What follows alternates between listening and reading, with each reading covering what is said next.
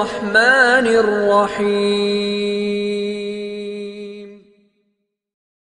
حضرت عمر فاروق رضی اللہ تعالیٰ عنہ اسلامی تاریخ کی ایک عظیم شخصیت ہیں، جنہیں اسلام کے سنہری دور کا ایک عظیم اور بے مثال حکمران تسلیم کیا جاتا ہے۔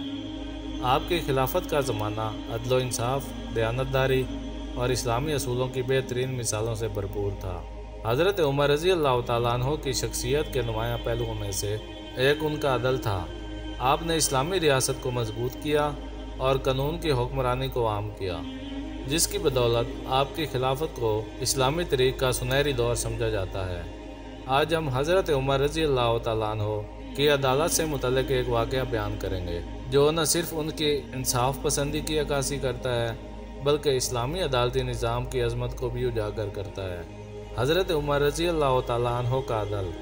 حضرت عمر رضی اللہ تعالیٰ عنہ کی خلافت کے دوران آپ کا طرز حکمرانی عدل و انصاف پر مبنی تھا۔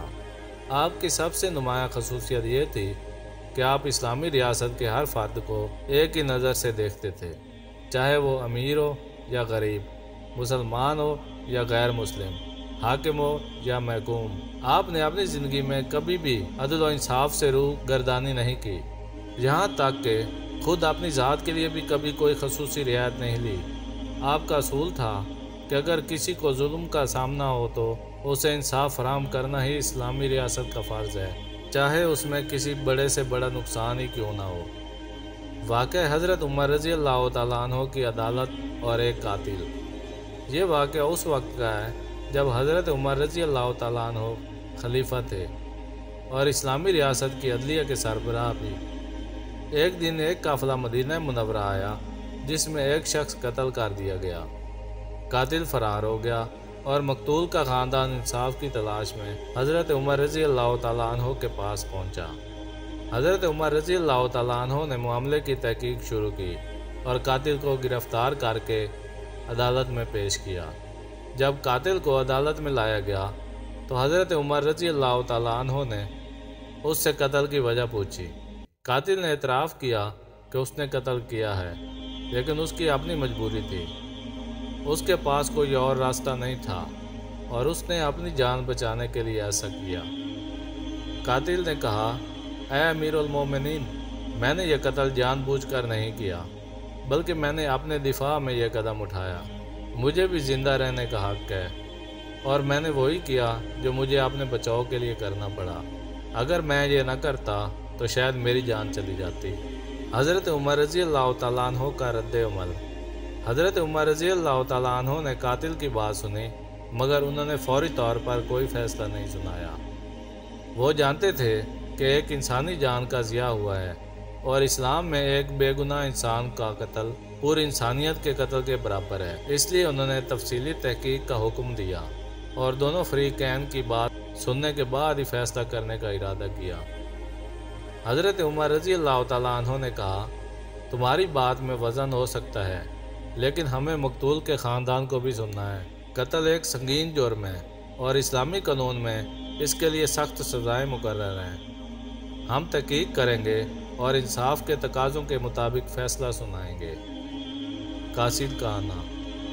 اس دوران ایک قاصد آیا اور اس نے اطلاع دی کہ مقتول کے خاندان والے قاتل کے ساتھ صلح کرنا چاہتے ہیں اور انہوں نے خون بہا کے بدلے قاتل کو معاف کرنے کا ارادہ کیا ہے۔ حضرت عمر رضی اللہ تعالیٰ عنہ نے یہ سن کر قاتل کو حکم دیا کہ وہ مقتول کے خاندان سے بات کرے اور معاملہ حل کرنے کی کوشش کرے۔ قاتل نے مقتول کے خاندان سے معافی مانگی اور ان کے ساتھ صلح کی بات چیت کی۔ خاندان نے قاتل کی حالت دیکھ کر اور اس کی معافی کو قبول کر لیا اور خون بہا کے بدلے اسے معاف کر دیا۔ حضرت عمر رضی اللہ تعالیٰ عنہ نے اس فیصلے کو قبول کیا اور معاملے کو ختم کر دیا۔ عدل و انصاف کی اعلیٰ مثال۔ یہ واقعہ حضرت عمر رضی اللہ تعالیٰ عنہ کی انصاف پسندی کا ایک زندہ مثال ہے۔ آپ نے قاتل کو فوری طور پر سزا نہیں دی، بلکہ مکمل تحقیق کے بعد ہی فیصلہ کیا۔ آپ نے اس بات کو یقینی بنایا کہ مقتول کے خاندان کو انصاف ملے اور قاتل کو بھی اپنی بات رکھنے کا پورا موقع دیا جائے۔ حضرت عمر رضی اللہ تعالیٰ عنہ کا یہ طریقہ کار اسلامی عدالتی نظام کی روح کو ظاہر کرتا ہے۔ اسلام میں انصاف کو مرکزی حیثیت حاصل ہے اور کسی بھی جرم کی سزا تب تک نہیں دی جا سکتی جب تک کہ جرم کی پوری تحقیق نہ ہو جائے اور فریقین کو اپنی بات رکھنے کا پورا موقع نہ دیا جائے۔ حضرت عمر رضی اللہ تعالیٰ عنہ نے ہمیشہ اپنے دور خلافت میں اس اصول کو اپنایا کہ ہر شخص کو انصاف ملے، چاہے وہ کتنا ہی بڑا یا چھوٹا کیوں نہ ہو۔ آپ کی یہ خصوصیت اسلامی عدلیہ کے لیے ایک مثالی نمونہ بن گئی اور آج بھی اسلامی دنیا میں آپ کی عدل و انصاف کی مثالیں دی جاتی ہیں۔ حضرت عمر رضی اللہ تعالیٰ عنہ کی انصاف پسندی کے مزید واقعات۔ حضرت عمر رضی اللہ تعالیٰ عنہ کی زندگی میں کئی اور بھی واقعات ملتے ہیں جو ان کی انصاف پسندی اور اسلامی عدالتی نظام کی عظمت کو بیان کرتے ہیں۔ ایک اور واقعہ جو آپ کی انصاف پسندی کی مثال ہے وہ یہ ہے کہ ایک مرتبہ آپ نے اپنے بیٹے کو بھی سزا دی کیونکہ وہ شراب پی کر آیا تھا۔ جب آپ کے بیٹے کے خلاف گواہی دی گئی تو آپ نے بغیر کسی رعایت کے اسے سزا دلوائی۔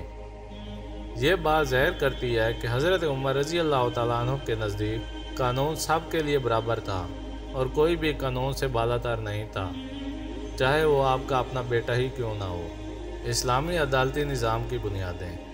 اسلامی عدالتی نظام کی بنیادیں قرآن و سنت پر مبنی ہیں۔ اسلام نے ہر جرم کے لیے واضح قوانین اور سزائیں مقرر کی ہیں تاکہ معاشرے میں عدل و انصاف کو فروغ دیا جا سکے۔ حضرت عمر رضی اللہ تعالیٰ عنہ نے ان اصولوں کو نہایت کامیابی کے ساتھ نافذ کیا اور ان کی خلافت کے دور میں اسلامی ریاست میں امن و امان اور عدل و انصاف کا بول بالا تھا۔ اسلام میں عدل کا مطلب ہے کہ ہر شخص کو اس کا حق دیا جائے اور اس کے ساتھ ناانصافی نہ ہو۔ یہ عدل کا تصور نہ صرف دنیاوی زندگی میں کامیابی کا ذریعہ ہے بلکہ آخرت میں بھی فلاح کا ضامن ہے۔ نتیجہ: حضرت عمر رضی اللہ تعالیٰ عنہ کا عدل اسلامی تاریخ کا ایک روشن باب ہے۔ ان کی انصاف پسندی، حکمت اور فیصلوں نے اسلامی دنیا میں ایک مثال قائم کی ہے۔ آج کے دور میں بھی اگر ہم حضرت عمر رضی اللہ تعالیٰ عنہ کے اصولوں کو اپنائیں اور عدل و انصاف کے تقاضوں کو پورا کریں تو ہمارے معاشرے میں بھی امن و خوشحالی آ سکتی ہے۔ حضرت عمر رضی اللہ تعالیٰ عنہ کے عدالتی فیصلے ہمیں یہ سکھاتے ہیں کہ اسلامی ریاست میں انصاف کو بنیادی اہمیت حاصل ہے اور ایک حقیقی اسلامی معاشرہ وہی ہو سکتا ہے جہاں ہر فرد کو اس کا حق ملے اور ظلم کا خاتمہ ہو۔ تو دوستوں، اپنا بہت سارا خیال رکھیے گا، ملتے ہیں اگلی ویڈیو میں۔